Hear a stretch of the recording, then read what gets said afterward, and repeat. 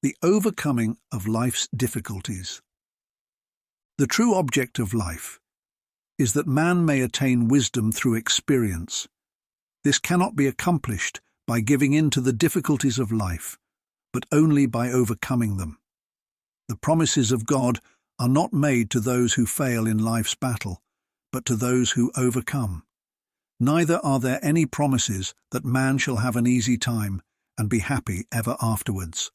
Yet, it is after this that the majority of people are forever seeking. An easy life, a good time, freedom from suffering and care.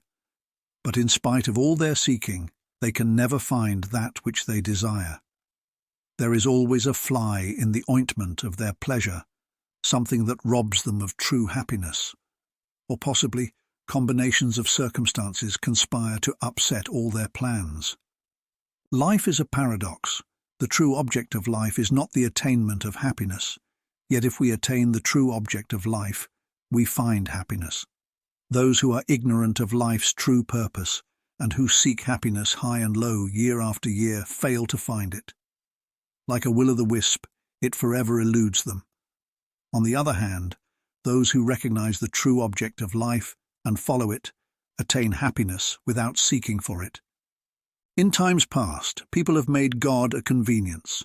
They have thought they could drift through life, learning none of its discipline, and then, when in trouble or things were not to their liking, they could pray to God and have the unpleasant circumstances taken away.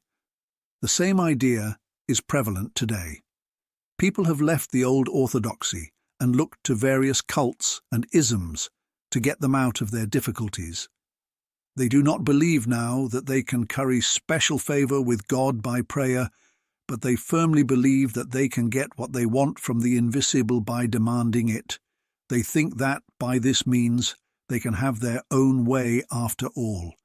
By this they mean having a good time, with no unpleasant experiences, trials, difficulties, adversities. They are, however, merely chasing rainbows. The easy life they seek constantly eludes them, simply because there is no such thing. The only life that is easy is the life of the strong soul who has overcome. His life is not easy in reality, but appears relatively so because of his strength. It is impossible to have an easy life, and, if it were possible, then life would be not worth living, for the sole object of life is the building of character and the attainment of wisdom through experience. Life to all of us must always be full of difficulty, and it is to help those who hitherto have found life rather too much for them that this book is being written. What the majority are seeking for is an easy life, which they will never find, but precisely the reverse. And for them, I have no message. But to those wise and awakened souls who are seeking for truth, no matter from whence it may come, and who desire to overcome life and its difficulties, instead of weakly giving in to them, this book, it is hoped, will bring a message. At this stage, we cannot go into the subject of why we should meet with disasters and adversity in this life, nor why some people should have, apparently, a smoother life than others. We must therefore be satisfied to know that we have to meet trouble and overcome difficulty, and that it is only by so doing that we can attain wisdom and build up character. The question, then, is not whether we shall meet the trouble and adversity or not, but rather how we shall meet them. Shall we be victorious, or shall we be submerged? Shall we overcome life's difficulties, or shall we give in to them? The majority of people are drifters on the sea of life. They are wafted here and blown there. They are also carried hither and thither by every current. It is only the few who realize that they have the power of the infinite within them, by which they can rise superior to all their difficulties, overcome their own weaknesses, and through victorious experience, attain wisdom. At this point, some practical reader may say that attaining wisdom is all very well, but what he wants is practical help. He is perhaps out of work, has sickness in his house, and is in debt. Or he may be well-to-do, and yet in the deepest distress and misery. To all such, I would say that they possess the power by which they can overcome all their difficulties and, through overcoming, attain wisdom.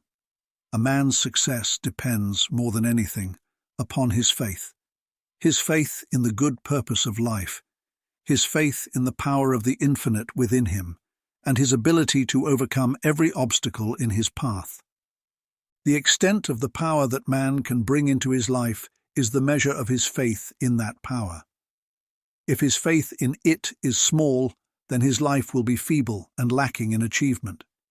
If his faith in the power within him is large, then great will be the power manifesting in his life.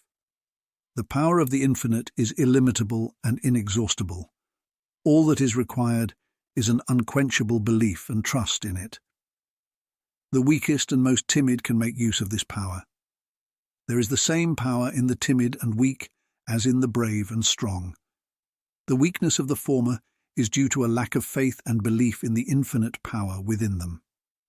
Difficulties and troubles there will be in every life, and sometimes disaster and heartbreak, when the very earth slides from under the feet. Yet, by calling upon the power within, it is possible to rise from the ruins of cherished hopes stronger and greater through experience. Happiness and true success depend upon how the troubles and difficulties of life are met. Adversity comes to all, but if it is met in the right manner, even failure can be made the stepping stone to success.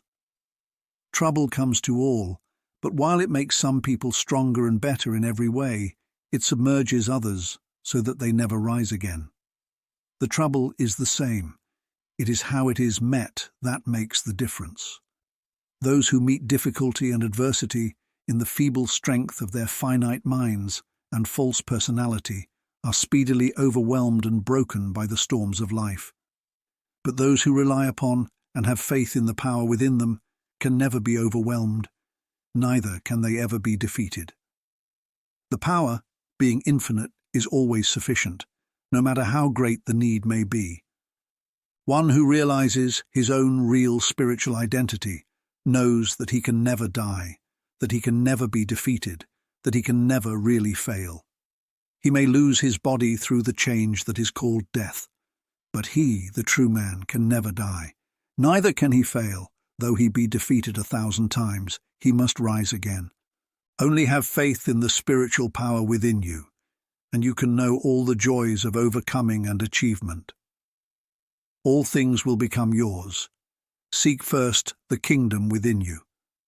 Your spiritual union with the infinite and harmony with the divine will and purpose, and all these things shall be added unto you. You will have no need to fear the morrow, for you will know that all provision has already been made. There will be no need to hoard up wealth, for there will be the necessary daily supplies always available.